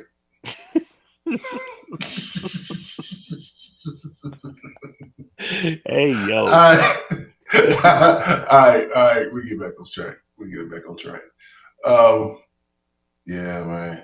But we had it. We had it at the end. We had it. We had an opportunity to win. We had the ball. You talking about against Texas A&M? Yeah. We had our opportunities at the end. We had opportunities at the end of regulation to make something happen. To that. The referees, they made sure y'all had opportunities. Well, see, that's what I was going to say. There's 2 schools of thought there. There's a lot of fans, and Perry wouldn't be alone, that said that the refs helped us to stay into that game. But I'm not completely sure that was the case. I know everybody always reacts off of the commentator. What's his name? Billis. They react off of his reactions and everything. And he was like, oh, I can't believe they call that. But if you go by the letter of the law, what the rule book says, I mean, you can't shoot and then kick and create contact out like he did. Yeah, to create contact. Yeah. So that was a foul. Maybe Billis's point was, I can't believe they called it in this context of the game. Right. But it was the letter of the law. So that right there, you can't dispute. That's what get filed on that. Reed Shepherd didn't get fouled on that rebound. The guy didn't even touch him. Okay, so you want to go off the rebound. That's one of them I saw. And then right after the the phantom offensive foul on a made 3-pointer by Texas A&M. I commend Texas A&M for pulling this game out. But No, off of that, well, there was the foul on the okay. 3-point shooter for So, UK where the guy didn't touch him. And you could say it was so in his it, cylinder, maybe, but I didn't see it because he was jumping off huh? to the side. You talking He about? changed the No, you're channel. talking about the. He Yeah, he talking about changed a the whole other channel play now. because right there No. he's talking about the offensive goaltend. I mean, here's the thing. I'm not talking about that. What are you talking You about? said it was in the cylinder. We mentioned Yeah. we mentioned the kicking out of the leg on the 3-point attempt by the Texas A&M guard, and Yeah. then a little while later they called the same guard for a foul on a 3-point shooter when the guy was shooting a 3-pointer, and they called was him Shepherd. for a foul. It was maybe it was, but they It called was a foul Shepherd. and He the guy hit the didn't touch him. 3. He hit the 3 free throws to tie the game. Yeah, and he didn't hit the guy.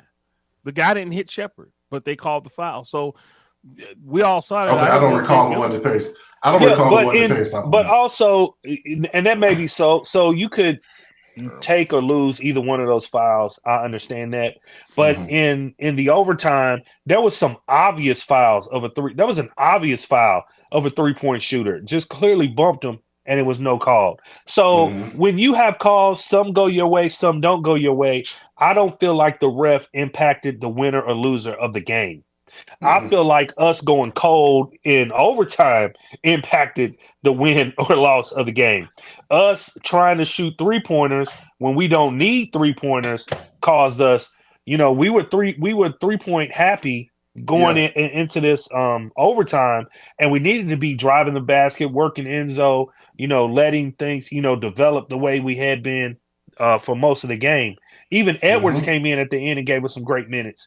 So we had some good play going on, which is why I say this wasn't a bad loss. It was more of a momentary choke than a bad loss. Yeah, I mean, it wasn't a bad loss.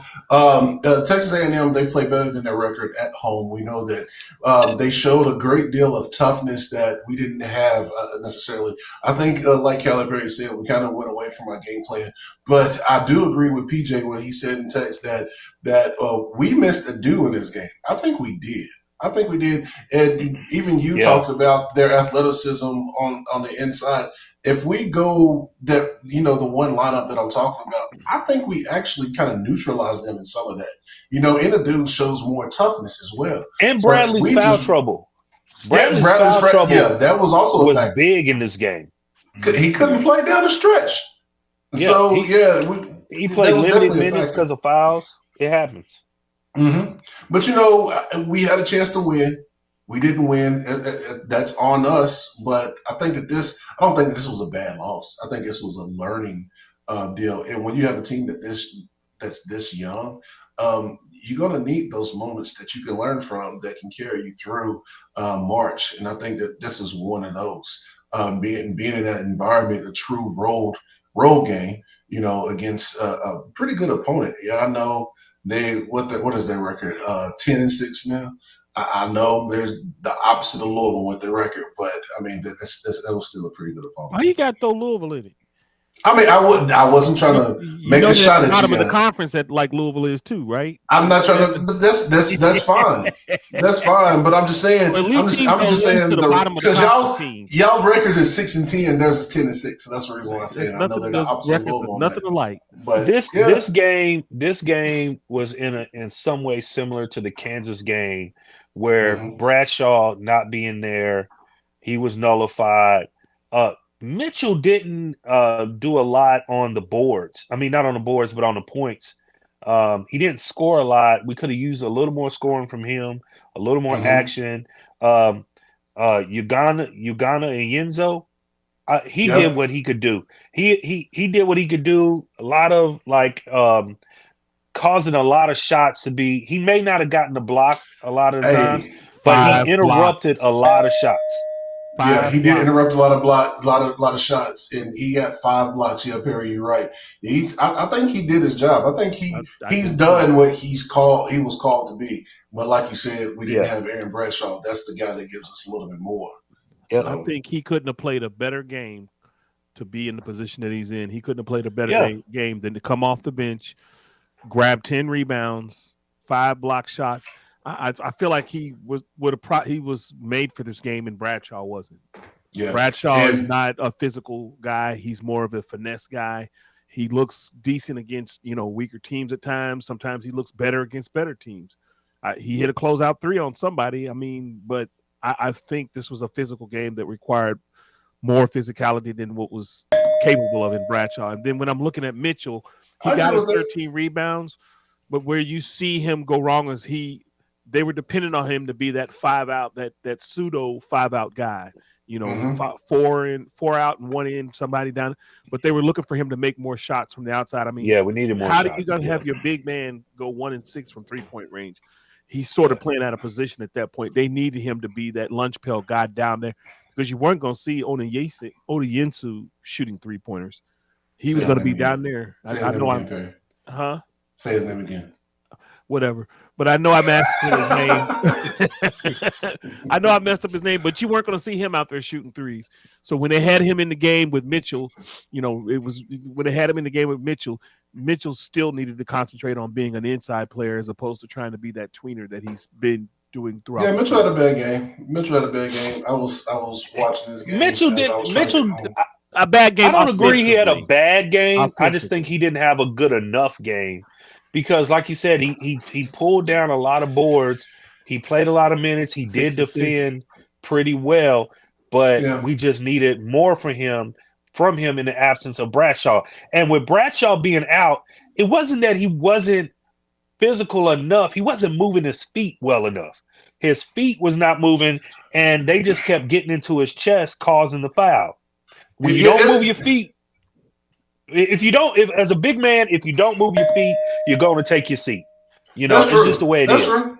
That's true. I mean, this game was definitely a learning. What's the scoreboard game for him? That man, he played 6 minutes. In 6 minutes, he had 4 fouls. That's just crazy. What's the score? In 6 minutes, what's the score? The final. Oh, you talking about score here? My bad. 15 I keep hearing all these dings. I don't know who you giving them to. So. Yeah. I'm sorry. I thought it was on the screen. My bad. But yeah, that's crazy. 6 minutes and you have 4 fouls. He come away with 2 assists. That was one rebound. So he was really like, huh? Y'all shot 42% from the field. Y'all were getting D'd up. Yeah. Y'all shot 42%. And y'all been hitting like 50% for most of the games, which is crazy in college basketball. Yeah. So, athleticism. I think one of the things that got you into trouble in overtime is y'all had a lot of turnovers in overtime. Mm-hmm. That last one at the end of the game by Wagner, and then another one by I think it was Mitchell. But y'all had like 3. I want to say it was just thrown right out of bounds. But we had crazy. But when you talk about turnovers, we actually had a chance to win it at the end of regulation. But that's the one that Dillinger, Dillingham, I keep calling him Dillinger. Dillingham, he threw to Wagner, and Wagner just fumbled it off to the Texas A&M player. I mean, Dillingham came alive at the end of this. Second shot. He really did. Dillingham came alive at the end in the second half. He really came alive at the end. So once again, we just see all this greatness that we're just trying to sync up. Syncopation is all we're looking for. Just trying to sync up. TJ Washington teams was one of those teams.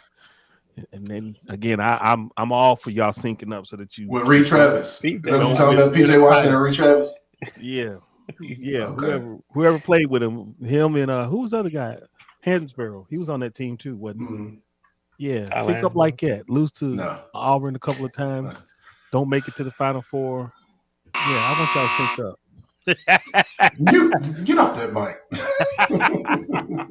I want y'all to sync up. Yeah, greatness. Yeah. No, but what about these fans though? After that game against Texas A&M, we end up losing the game.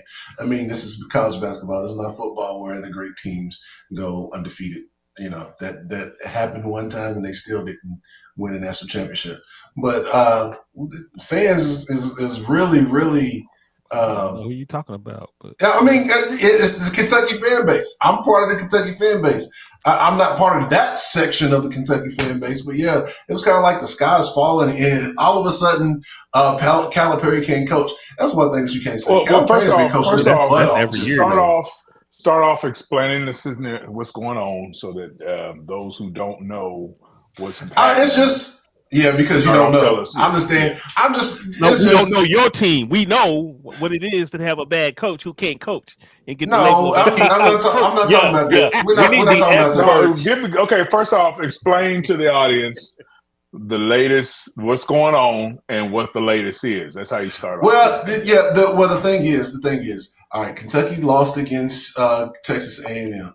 All right, now there's varying opinions about that loss. What people's hot take, but there's a large part that is loud. I'll say at least on Twitter, on the internet, that after this game, all of a sudden Calipari can't coach, and they're starting to not feel all that well about this game. And I saw some people in the media that had to actually address some fans over on Twitter, and it's just like, what in the world is going on with these fans? You lose a game. We scored 92 points. Our offense wasn't bad. Was it as good as it has been? No. We missed open shots. We was getting beat up as well. But you're allowed to have an off day. You're allowed to have a day to where I'm of the opinion you either win or you're learning. And I feel like this one we're really learning. You know, and so I'm just this is not isolated to Kentucky. This is not. This is fans in general. Because remember, go ahead. Tell us how you feel. On the football side of this, early in the season, Alabama struggled with South Florida. And people were talking about, it's Nick Saban, it's time for him to get out. He's reached his peak. And this was right after the Texas loss. And fans were talking about, let's talk about retiring Nick Saban at that point. Has he lost his mojo, or has he lost the ability to win championships? Has he reached his peak? Has he already had his peak? So this is not isolated to Kentucky. It's not isolated to Kentucky. It's isolated to great fan bases. I wouldn't necessarily go to that far because we are saying this every day, and I guess we are a great fan base, right? I guess if you're gonna put it that way, we are saying that the same thing every day when it comes to Kenny Payne. But overall, this is just fans in general. What have you done for me lately? Mentality of what's going on in the fan base. I mean, here it is. We sunk all this money into these coaches. We sunk all this money into this program. What have you done for us lately? That's how the fans are. It doesn't matter if you just recently won a championship, led them to the college football playoffs, or led them to the Final Four. They still want you to continue and move on and move up from there, no matter how many years. Every year. Yep, it's just crazy. Yeah, PJ says the fans are just irrational. Probably the most annoying thing. Yeah, because I don't think they're irrational. You don't think they're irrational? What did you want them to do? No, I don't think they're irrational. Hold up. Yeah, I need you to explain this, Perry. They're not irrational. Listen. Louisville fans are experts of bad coaches, so let's listen to them. Hold on. Look. Y'all are the number one. I mean, college Eddie Sutton. Hold on, Richard. Eddie Sutton and Gillespie. I guess they just don't know nothing about that. Y'all are the number one basketball program of all time. Y'all should be winning every game. Y'all should not lose a game at all. Now, I'm not giving that a point. I'm giving you your admission of Kentucky being the greatest program of all time. Y'all are supposed to be the elite. That's what I'm y'all giving. Shouldn't be losing to bottom-feeder programs.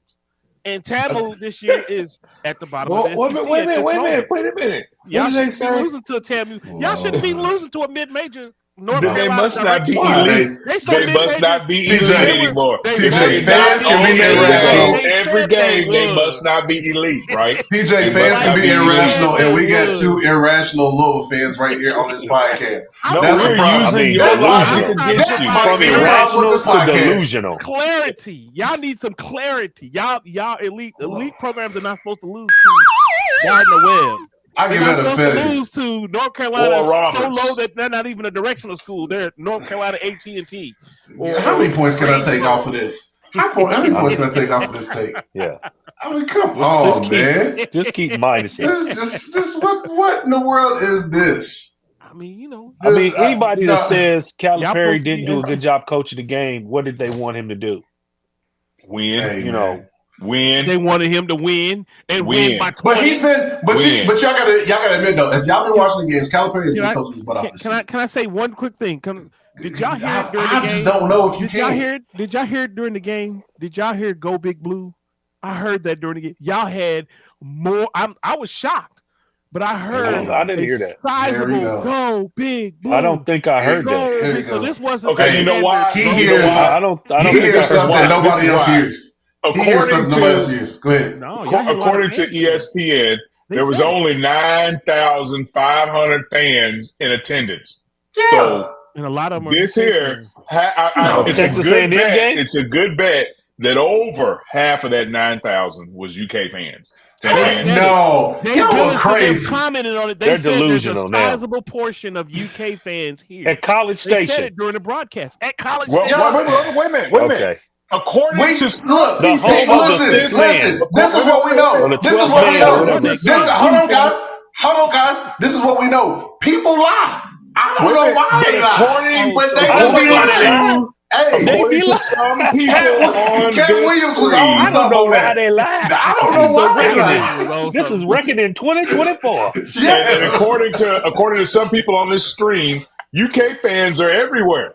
We supposed to be They We are going to everywhere. Vegas, Yeah. and We are UK everywhere. fans are everywhere. So why Hey, come you it try couldn't to say this be was a the first sizable Wait a minute. portion at the Wait a Texas minute. A&M game? Why come it couldn't have been?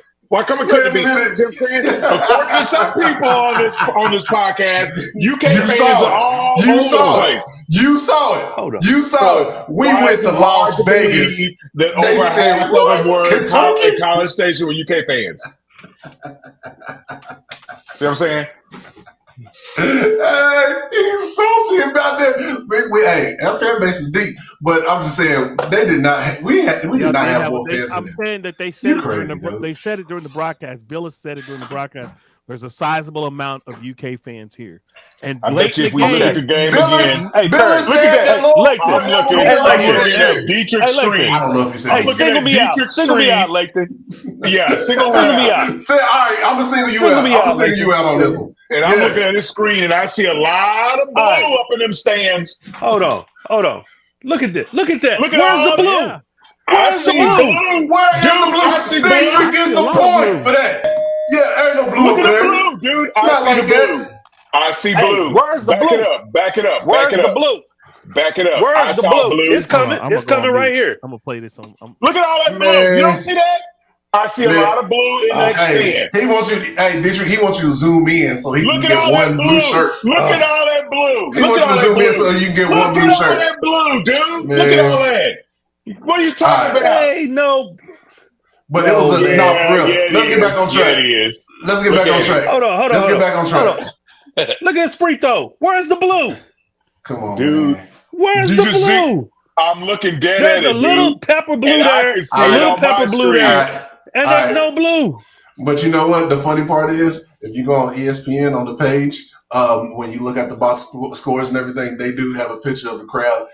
Ain't no blue like it, but there is a blue section, but that's about it. So I mean, I guess pictures lie now.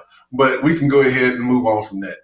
I mean, this was a true road game. They had a lot more fans than we had. We probably did have a sizable amount of people in there, but there was a blue section. It wasn't a Hey, blue because side UK of the travels, court. we're going I to just know always you guys have have a a sizable UK travels. We're going to always have a sizable representation at every game, Yeah, but this I mean, was don't not hate. lopsided in any way.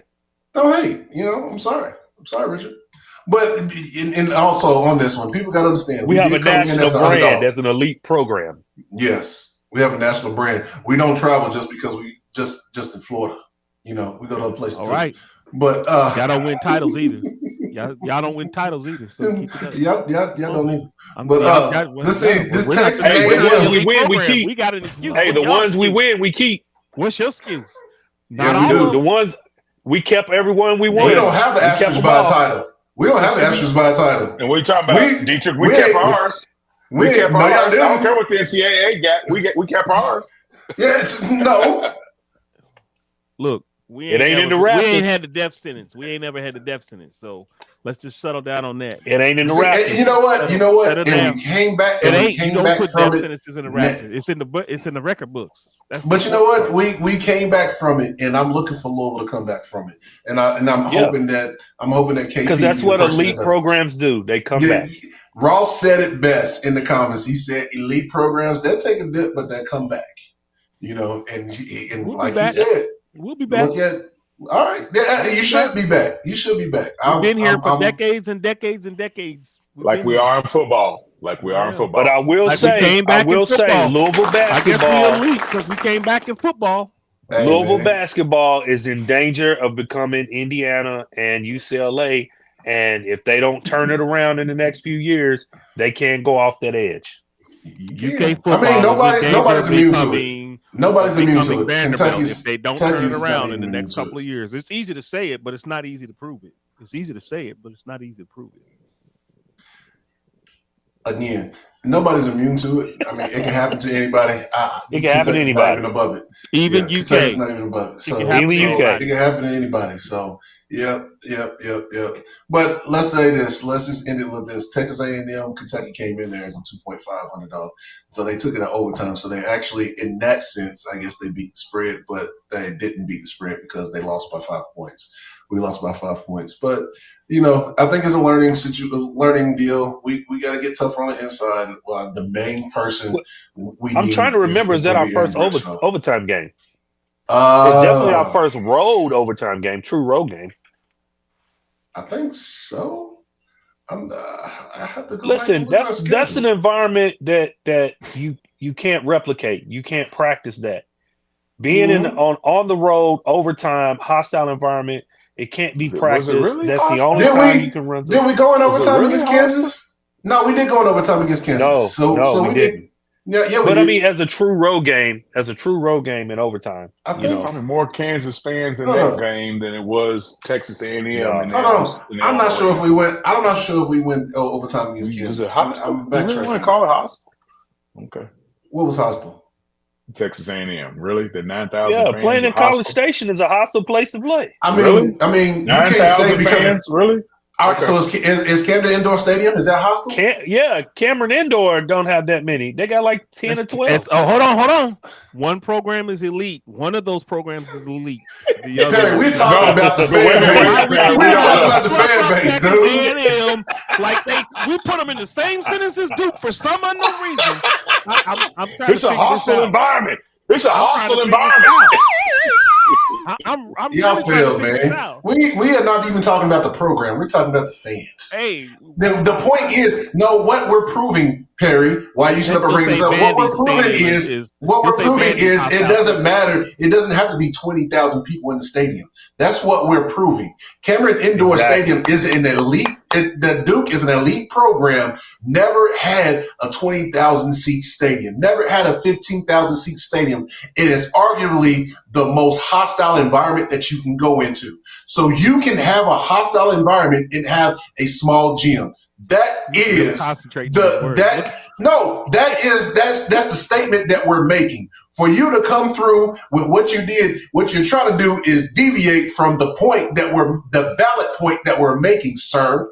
And y'all say, and you got this man Richard over here laughing in his authority voice. Ho, ho, ho, ho, ho. Come on, man. What's wrong with y'all? Man, can we give this Louisville fan base the biggest hee-haw?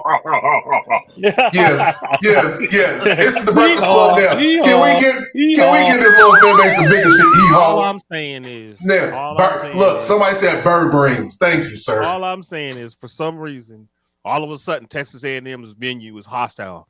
And I didn't see. Like I said, listen to them defend themselves. Watch the whole game. You could. I know what it is. I know what it is, Dietrich. Because this is what it is, Dietrich. We actually played at Louisville and we had more fans there. So now we can't say nobody's even talking about that. Now that's what it is. Everybody. It's not just them. It's everybody. Right. It happens to everybody. Yeah, everybody does that. Look, come on, man. We are Thank you, PJ. Has a hostile environment. Hold on. PJ said something that was very, very valuable. PJ, you are part of the show. You just weren't there today. So I'm gonna give you a point of that. We're at everybody's Super Bowl, man. There you go, Richie. Everybody's Super Bowl. The point out of nowhere has started. Yep. I'm gonna take the point off. I made a good point earlier. You didn't add it. I'm gonna take the point off. I know. It's a hostile environment because we're everybody's Super Bowl environment. This is a hostile environment. Folks are giving points to the UK side that aren't even part of the show. This is a hostile environment. We took This it is a off. hostile environment. We took it off. We took it off. We took it off. All right. But hey, enough of that. Let's go ahead and move on because we are almost 2 hours in. No, but can I say one thing? Can I say one thing about the game before we move on? Go ahead, D. I do like the fact that they were in this position of a overtime game on the road. Now, we didn't handle it right, but that gave us an opportunity to fix the issues because this is certainly a situation that will show up again in the postseason. Yeah. I mean, everybody's going to have their kryptonite. We're not, every team is going to be better against a certain style of team than they are another style of team. And it's good to see all those styles of teams because when you get into the tournament, what always happens, you face somebody. It's a matchup unlike another matchup that you faced before. And the more that you can cover, and learn from, not just play against, but actually learn from, it helps you out in the long run. You either win or learn. You win or you're learning with this team. Now, with Louisville, I guess y'all just flat out losing. But that's a different story. Let's go ahead and move on. All right? We good? Let's talk about this football. Can we do that?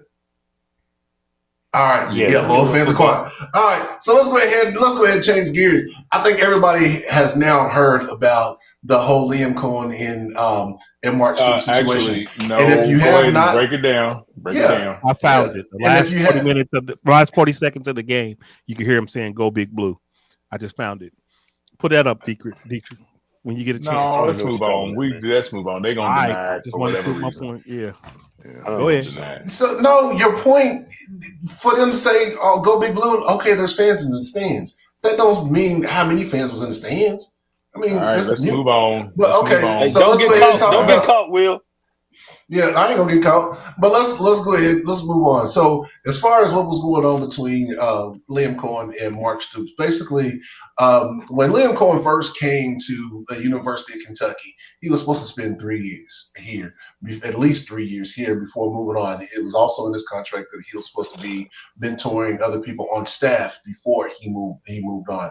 I guess the mentoring was happening, but as you know, he didn't spend 3 years on staff. He spent 1 year on staff, and then he ended up leaving.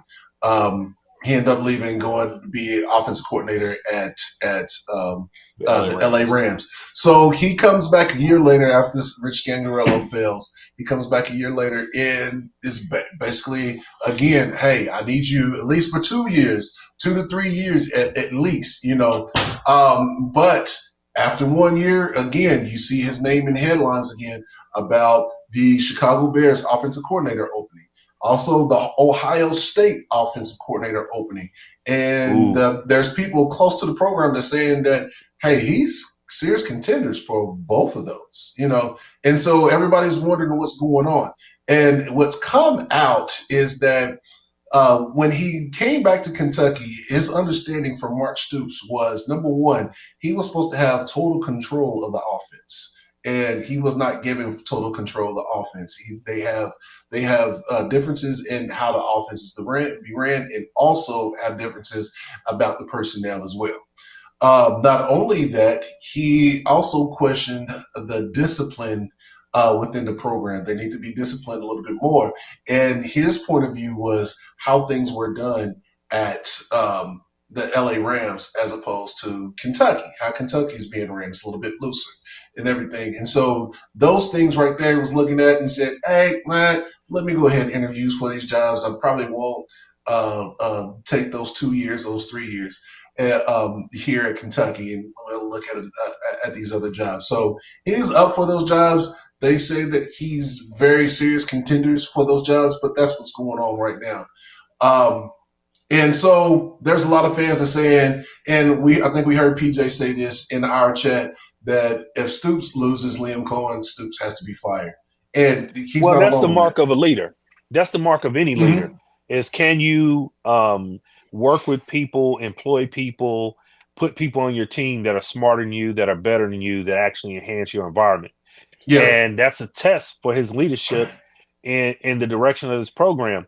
Can he take Would he be a fired? football quote unquote coaching superstar, right? That's what the stuff that you're describing as friction is what I expected from Coen when he came to Kentucky, to bring that mindset and that commitment to excellence that a LA Rams would have in the practice environment for Kentucky, and developing not only the coaches but developing the players, developing our system.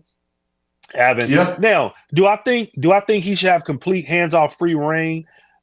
That depends on the head coach. It's on him to say, but we don't want a Jerry Jones who's putting his hands in everything that's going on. If you hire Coen to run your offense, let him run your offense.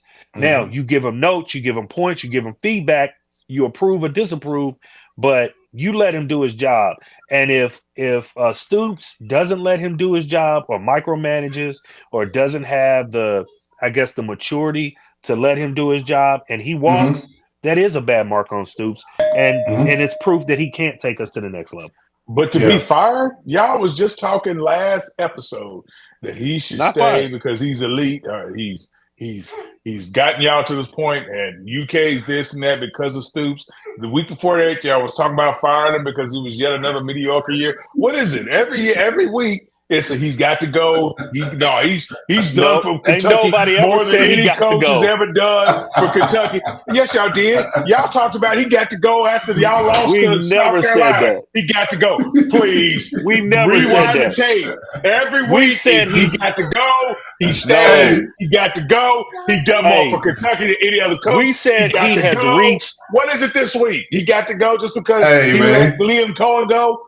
No, I'm telling you, Richard takes stuff out of context and he formulates his whole argument that nobody's arguing. No, dude. Exactly. I'm just tired of hearing the back and forth about y'all. Okay, let me clarify then. Let me clarify. We have all had the running argument as to whether Stoops has reached his ceiling. Has he taken this program as far as he can go? Yeah, and Richard, you've heard that argument here. And something like a Coen leaving because he don't feel that he had free reign to do his job is a mark that says, okay, he's reached his ceiling. If you don't have it within you as the head of anything to say, I need people who are smarter and more talented than I am so that we can go forward, then you have reached your ceiling. Because here's the thing, football is the most complicated sport there is, just period. And so you may have to be a defensive coordinator by trade. You came up being a defensive coordinator. That's your specialty. That don't necessarily mean that you know everything there is to be about offense. That's why you have offensive coordinators. You have specialties. We can look at New England Patriots. We see Bill Belichick's his experiment that he did, not try to hire offensive coordinator. I have these defensive coordinators. They called the defense. They know what defensive coordinator is going to look for, so they can do the opposite on offense. Did it work? No. I mean, so you need somebody that is a specialist in that area, then that is Liam Coen here. He's a specialist in that area. Now, I think that what is happening, though, is and see, this is on Stoops, because I think that Liam Coen thought coming back meant he had free reign of everything 100% with the offense, and that he's basically siloed from, Stoops' ruling, per se, what Stoops would want. And he really wasn't, because from my understanding, it wasn't that Stoops was during games, no, you don't need to call this, call this instead, or changing the scheme or anything like that. From my understanding, it wasn't that. It was about the personnel needed, number one. And it was about, I guess, practice plans and I want to hire my coaches. By the way, they said that a lot of this on the grounds on you run this and I'll step in at this area. They said a lot of that was worked out after the whole Texas A&M fiasco. Well, I'm not saying that what you all are talking about is grounds for this or that. All I'm saying is every week we discuss, or somehow Stoops gets into the conversation. One week the fan base is talking about he got to go for whatever reason. The next week, he's the greatest coach for you that UK's ever had, and he can lead us to the promised land if he has this and that. Then the next week, y'all saying he's got to go for whatever reason. It's almost like we should be on a Stoops watch, like y'all are, like we are on a KP watch. That's what it should be when it comes to the fan base, because y'all. I think that you make. I think you make a valid. I think you make a valid point there, because it's like, okay, he's great. All of a sudden he's this. I think what it illustrates is the point that the fan base is with Mark Stoops. Is Mark Stoops great as in terms our history? Yes. Has he elevated us? Yes. Have we tasted that double win season? Do we want more? Yes. Do we think that he's reached his ceiling? Yes. Do we think that he can get us to the next level? No. Do we want to get to the next level? Yes. That is the issue. That's the issue. And you're seeing this play out in the fan base. And Coen is a linchpin and a tipping point on pushing UK forward. Yeah. Right. So he's going to bring his great offensive mind, his NFL experience, and then help to push the train forward. You know, he's going to be somebody who's driving, help to really push Stoops further as a coach than he's been so far. That's what I'm expecting. Where was Coen at before he did the first stint at UK? Where was he at? Rams. He was in the Rams. Quarterback coach. No, he was a quarterback coach of the Rams, then came to UK, then left for the Rams again, and now he's back, right? How long was he at the Rams? 3-4 years, something like that. Before the first stint, about 3-4 years, something like that. Okay, and so when he came to y'all had the cojones to strap a 3-year clause on him to stay at UK, right? This is a man who's on the rise coming out of the NFL. And y'all actually thought that y'all could harness that man for 3 years and keep him there at UK. This is not Alabama. This ain't Tennessee. This ain't Florida. This ain't Florida State. This is Kentucky. Let's be clear. Let's be clear. Could hold him for 3 years. Is that what you're Let's be clear. Let's be clear. That 3 years was not. I don't think that was in his contract. That was a gentleman's agreement between him and Stoops, and he said that he would do it. Who said? Okay, you got that in black and white somewhere. Because once again, it sounds like it's on video. It's actually on video. It is on video. I mean, it's obviously he wasn't in a 3-year contract because he left after 1 year. Exactly. And why is there a kerfuffle if he leaves this time? I mean, you said there's a video, there's a gentleman's agreement. I don't understand why the fan base would be upset, or whoever is going to be upset, or why y'all talking about he's going to be fired if he leaves again. Because if he leaves, it's not like the dude had any motivation to stay if he's on the rise like y'all say he is. So here's the thing, though. Here's the thing, Richard. You know how you say he's been there for 11 years and he ain't done nothing, and Missouri's done this and everything. You know how you say that, right? That's right. So, he's been there for 11 years and y'all paying this man $9 million a year. Yes, that's right. See, it's coming out. All right.